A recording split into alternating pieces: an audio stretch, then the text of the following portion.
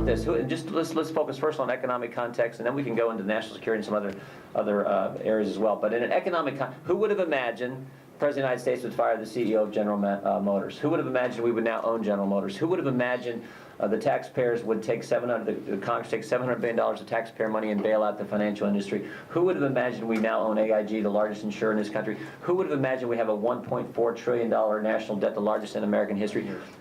And that's just the economic context. Think about national security. Who would have imagined that the President of the United States, whose primary job is to defend this country, protect this country, would be the only guy in America who would not call the pork hood terrorist a terrorist?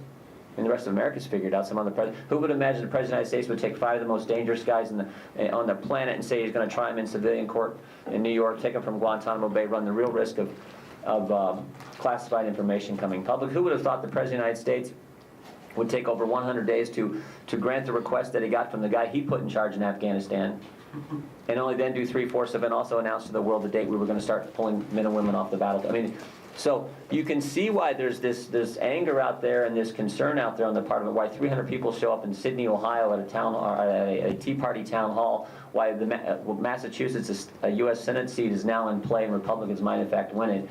President Obama, Nancy Pelosi, Barney Frank, Henry Waxman, these guys are true believers in a hard left agenda. So, you know, this whole talk that the president, he's going to be moderate when he gets baloney. That's why it was important back during the campaign who he hung out with.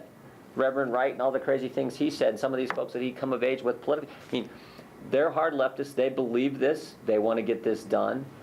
I think the bigger story is the fact they haven't got it done yet, which I've said a couple times already. That, to me, that's fun. They're pushing full steam ahead, and yet it hasn't happened, which is amazing. I mean, think about it. They can give us 40 votes and still get something passed. 40 votes. And they haven't got it done. They got a supermajority in the Senate. They've had 60 votes, and they can't get it done. So that just shows you how radical, as Tony said, how out of touch they are with where the country is. We have a new project that we're really excited about, and I love the opportunity to come specifically to this group to share our enthusiasm, particularly when I look out and see you guys who I've always believed that bloggers are on the front lines of taking back our culture and underscoring life issues. So as Americans United for Life, we were sitting around really only just a little bit over a week ago saying, what can we do that's new and fresh, you know, just to promote the march a little bit more. And Matthew, who's here with me today, was the one who said, you know, we ought to do a virtual march. Since we launched the site last Friday, the overwhelming number of messages we've gotten from people who said, you know, I've always wanted to be at the march, you know, but I live in Washington State or Montana or Colorado. I can't be there, and now I have an opportunity to be a part of something, part of the march, part of something bigger. I just, yesterday was in Houston. I wanted to comment a little bit on the theme for this week, as the March for Life and pro-lifers come to Washington. I was in Houston for a rally of about 10,000 people who showed up there really as a prayer rally for what is the world's second largest abortion clinic in the world. City. But what's fascinating about it, you see the picture, it looks like a huge cash register. And rest assured that if this health care plan goes through, that's exactly what it will be for Planned Parenthood. They stand to rake in billions of dollars through various pots of money through this health care plan. As this is a prototype, this is an abortion super center. And this becomes a prototype for the president's preventative health care.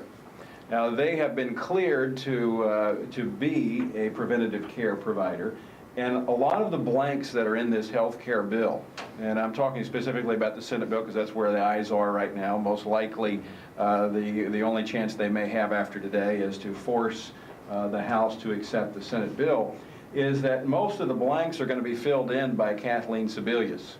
Now, need I say more when you talk about Planned Parenthood abortion? Sebelius, in one word, sums it all up.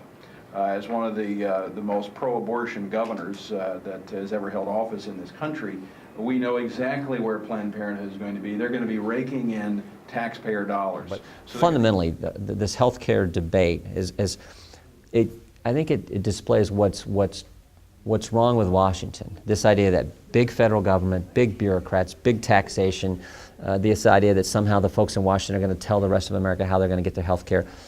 Americans don't like being told what to do. I mean, that's part of being, it's part of the DNA of Americans. That's why we started this place, is because we actually think this thing called liberty, this thing called freedom means something.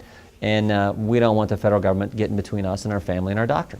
So that's fundamental. And you're right, we're recruiting candidates out there who understand that fact, who understand we don't need more government, we need a smaller government, who understand we need less taxes, not more taxes, who understand we need less spending, not more spending, who understand we need to protect this country in a national defense, national security context, and who understand there are certain key principles, fundamental values, traditional American values that make this country the special place that it is. And they're willing to come here, get in Congress, and stand up for those principles and those values. And we're finding those type of candidates are being well received. In fact, some of them are being so well received that Democrats are deciding to retire and not face them next November on Election Day. So that's great to see, and obviously we're seeing it play out today in Massachusetts, where you have one candidate who says he's for representing the people in their interests, another candidate who says, I'm for big government, I'm for big federal government health care.